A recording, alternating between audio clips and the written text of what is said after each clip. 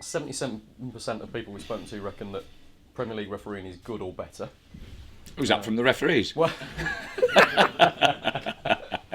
and 85% of people would like to see more video technology used. So can we get your views on those two, please? Yeah, I think the referees in this country, if they make mistakes, they're honest mistakes, and that's all you can ask for. I think everybody in life makes mistakes, and whatever sport you're in, and I think there's never been any question that if referees make mistakes, they are honest, genuine mistakes. Do you think they make many? Do you think they make too many?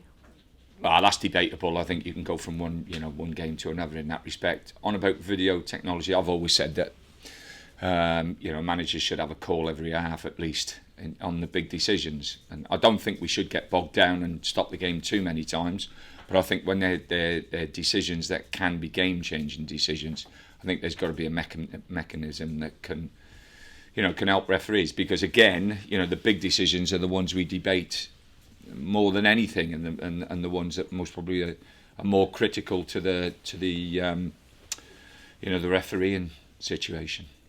Thank you. Ita Karanka's lost his job. I think that's 5 of the bottom 6 now clubs that have changed their manager. What do you make of that? Well, Steve Gibson is and has been a very, very loyal chairman. I think if you have a look at his record with managers, his record is first class in respect to giving people time. It's his football club. He's spent a hell of a lot of money at that football club, and he's most probably made the decision that he thinks is best for that football club. As for the manager, I've met him 2 or 3 times. I find him a real, genuine, good football man, and he'll be desperately disappointed, I'm sure. And as I've said before, I don't like to see managers get the sack. I've been in the game a long time, seen a lot lose their jobs, and me included. It's part and parcel of the game, Rob. Must have been a nice moment when you called Jake Livermore into your office earlier this week to tell him that he got the England call up. That was very special. Yeah, I'd spoke to Dan. Dan had rung me, and I'd spoke to Dan earlier in the week, and so I knew there was something. He didn't tell me that he was going to be selected. He just asked me about the kid, my thoughts. So yeah, it's brilliant. It's brilliant for Jay, and I just hope now he pushes on. I think the important thing is for him to get a real identity about his game. To put him in a position where he understands his strengths and his weaknesses, and to play to them, because he's got all the tools to be a very, very good player. Is it a boost for the squad as well, in the sense that I if think you have a good season, yeah, the players know there's a route there to international football? Well, I think it's good for everybody. I think it's good for Jake and his family. I think it's good for the players in the dressing room. I think it's good for West Bromwich Albion. I think it's the first call-up since, was it Stephen Hunt in the early 80s. So, it's a long time since we've had a player in the full international squad. So it's really, really good. It's great for everybody connected with the Albion.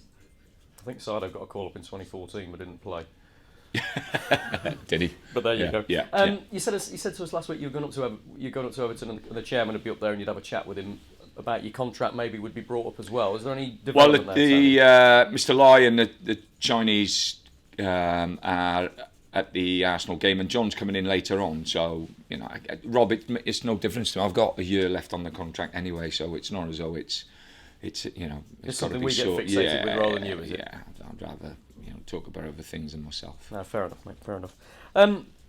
Ben Foster's come out this week and said, listen, he's a bit disappointed with the last couple of games. He said, we've worked so hard this season to have a fantastic season. He doesn't want to see it dwindle, to see it die out. Is that something you share?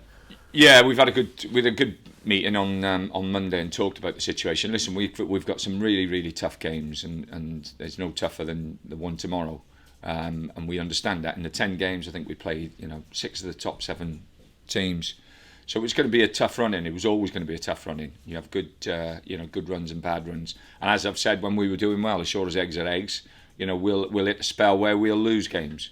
The important thing is to dust yourself down and move on to the next one. I think, unfortunately, Moz has hurt his ankle this week, so we're not sure whether he's going to be fit. We've missed Matty, and it's been a big miss.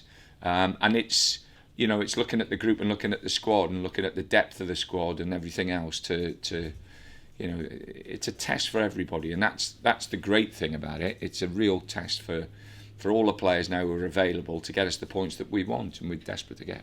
Do you think you're outperforming the squad depth that you've got? Because when you have one or two injuries like that, it can affect you quite severely, can't it? Well, I will see at the end of the season. I like I say, I think the players have done fantastically well. I think there's when we put our top team out, I think the balance of the team is good, and we can if you lose your balance, when you're a competitive team, you need good balance to win games as well as anything else.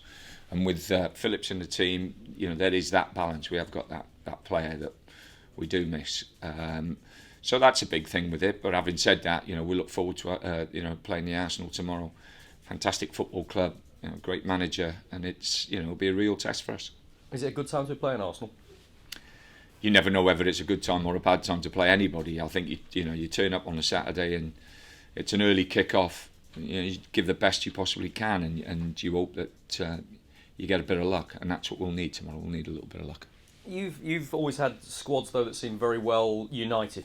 That's something you work very hard on to get the right sort of characters in. At the moment, there seems a bit of disunity in that Arsenal squad, doesn't there? You speak to Wenger. He'd know that better than me. I'm more concerned about West Bromwich Albion. I've got my own problems here, my own troubles, and I wade through what I've got to wade through, and Arsenal will be wading through what he's got to wade through. And the best person to talk about Arsenal Football Club is the man himself. Can I ask you for an objective view on Alexis Sanchez then? I mean, incredible. I think he's a fantastic player. I think he's brilliant in the Premiership. The Premier League is better for him playing in it. I won't be saying that tomorrow if he sticks a couple in the back of the net. But it's we want those players. We want those great players playing in this great league of ours. If he was to become available, do you think he'd put a lot of? We couldn't afford him, Rob. So that puts that one to bed. Good man. You beat Arsenal in this fixture last season. Does that give you a bit of an edge? Does it give you certainly a belief within the squad? Nah, every game is different, and every season is different. We will respect them the way they should be respected. They're a top side with top players. What we've got to do is get back to, like I say, what we were doing a couple of weeks ago, and that was, playing football through the pitch, getting bodies forward, and creating opportunities and chances.